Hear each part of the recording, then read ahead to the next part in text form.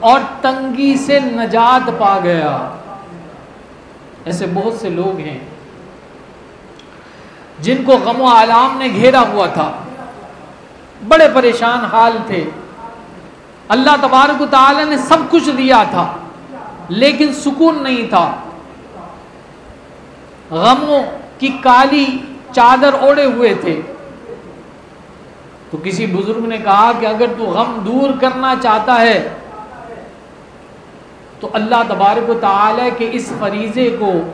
حج کو کیوں نہیں ادا کر لیتا؟ جب اس نے حج کو ادا کیا تو اللہ تبارک و تعالی نے اس کے غم کو دور فرما دیا اس حج کی برکت سے۔ جو اس کے دروازے سے داخل ہوا وہ امان میں آ گیا۔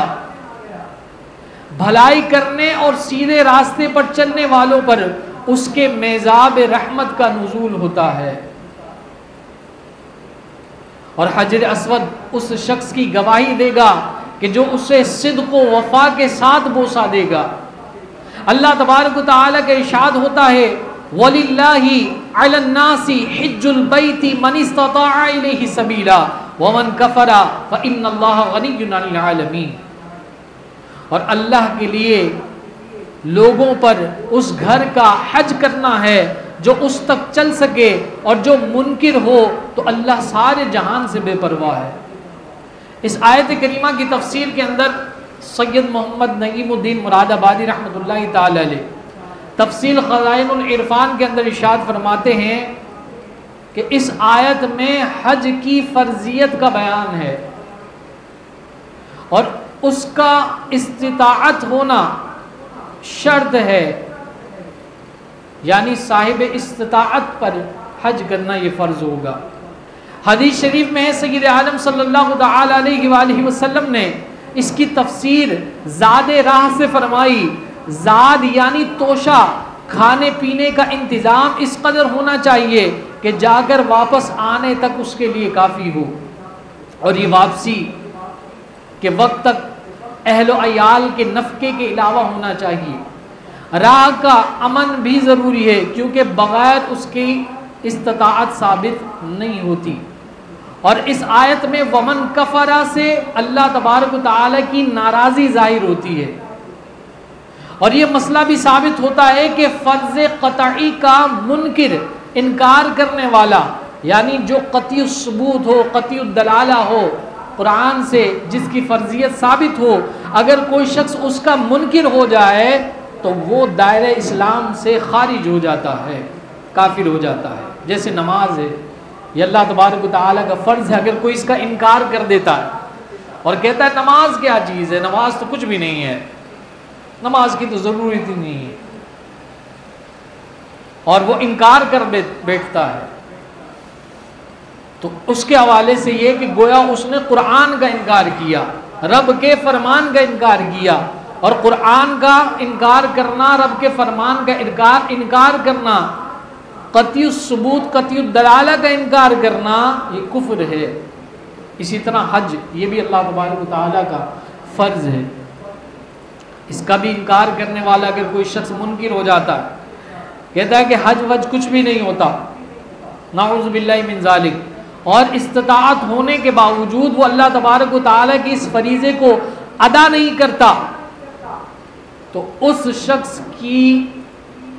کا یہ انکار کرنا تو کفر ہے، اور ماننے کے باوجود ادا نہ کرنا یہ سخت اس کے لیے عتاب کا باعث ہوگا، گناہ گار ہوگا، وہ شخص شدید قسم کا گناہ گار ہوگا۔ بلکہ آپ صلی اللہ تعالی علیہ وآلہ وسلم تو ایسے شخص سے کلام تک نہیں فرماتے تھے، اور اس کے لیے کہتے تھے کہ جو یہ فریضے کو ادا نہ کرے وہ ہماری عبادت گاہوں کے قریب، عید گاہوں کے قریب بھی نہ آئے۔ حج کی فضیلت کے متعلق حدیث مبارکہ میں آتا ہے، صحیح مسلم شریف کی حدیث ہے، کتاب الحج باب فضل الحج والعمرہ، صفحہ نمبر 1903 کے اندر حدیث نمبر 1350 میں روایت موجود ہے۔ حضرت سیدنا ابو ہریرہ رضی اللہ تعالی عنہ سے مروی ہے کہ تاجدار رسالت، شہنشاہ نبوت مخزن جود و سخاوت، پیکر عزم و شرافت، محبوب رب العزت، محسن انسانیت عز و جل و صلی اللہ تعالی علیہ وآلہ وسلم کا فرمان مغفرت نشان ہے کہ جس نے حج کیا اور فحش کلامی نہ کی اور فسق نہ کیا تو وہ گناہوں سے پاک ہو کر ایسا لوٹا کہ جیسے اس دن کے ماں کے پیٹ سے پیدا ہوا تھا، یعنی بالکل طیب و طاہر ہو کر اب آ رہا ہے، بشرط یہ کہ اس کا یہ حج حرام کے پیسوں سے نہ ہو۔ اگر یہ حج حرام کے پیسوں سے ہو رہا ہے یہ فضیلت حاصل نہیں ہوگی، چاہے ساری زندگی ہر سال ہی حج کیوں نہیں کرتا ہو، چاہے پیدل ہی حج کے لیے کیوں نہ کعبہ گیا ہو، مکہ مدینہ گیا ہو، یہ فضیلت اسے حاصل نہیں ہوگی۔ حلال طیب پاکیزہ رزق کے ساتھ وہ اللہ کی بارگاہ میں جائے اور اس فریضے کو ادا کرے تو اللہ تبارک و تعالیٰ اسے یہ فضیلت عطا کرے گا کہ وہ ایسا گناہوں سے پاک و صاف ہو جائے گا کہ جس طرح بچے کی ولادت ہوتی ہے گناہوں سے بالکل پاک و صاف ستھرا ہوتا ہے اسی طریقے سے ہو جائے گا۔ ام المؤمنین حضرت سیدتنا عائشہ صدیقہ رضی اللہ تعالی عنہ فرماتی ہیں کہ رسول اکرم نور مجسم صلی اللہ تعالی علیہ وآلہ وسلم نے ارشاد فرمایا کہ یوم عرفہ سے زیادہ کسی دن جہنمیوں کو اللہ تبارک و تعالی آزاد نہیں فرماتا۔ پھر اللہ تبارک و تعالی قریب یعنی اپنی رحمت کے ساتھ متوجہ ہوتا ہے اور فرشتوں کے سامنے اپنے بندوں پر فخر کرتا ہے اور استفسار فرماتا ہے کہ اے میرے ملائکہ یہ جو میرے بندے ہیں حج کے لیے آئے ہیں یہ کیا چاہتے ہیں؟ فرشتے عرض کرتے ہیں یا رب عز و جل یہ عفو اور مغفرت چاہتے ہیں، یہ جو تیرے بندے ہیں یہ کوئی اور سوال نہیں کر رہے، یہ تیرا عفو چاہتے ہیں، درگزر چاہتے ہیں، مغفرت چاہتے ہیں، یہ چاہتے ہیں کہ تو ان کو بخش دے۔ تو اللہ تبارک و تعالی ارشاد فرماتا ہے کہ اے فرشتوں گواہ ہو جاؤ میں نے ان سب کو بخش دیا اور ان سے درگزر کیا۔ اللہ تبارک و تعالی ان لوگوں کو بھلائی عطا فرماتا ہے کہ جنہوں نے دنیا میں اس کی عبادت کو نفع اور غنیمت خیال کیا اور جنہوں نے یہ دیکھا کہ نافرمانیوں میں سراسر وقت برباد کرنے سے بہت زیادہ نقصان ہے تو ان کو اللہ تبارک و تعالی نے عرفہ کے دن اپنے قریب کیا۔ جنہوں نے اس کی محبت کی رسی کو مضبوطی سے تھام لیا تو اللہ تبارک و تعالی نے ان کے گناہوں سے درگزر فرما کر ان کی مغفرت فرما دی اور ان کے سبب علم کو پھیلایا تاکہ وہ سعادت مند ہو جائیں۔ اللہ تبارک و تعالی نے اس حج کی بڑی فضیلت رکھی ہے۔ علماء کرام رحمہ اللہ فرماتے ہیں کہ حج مبرور وہ ہے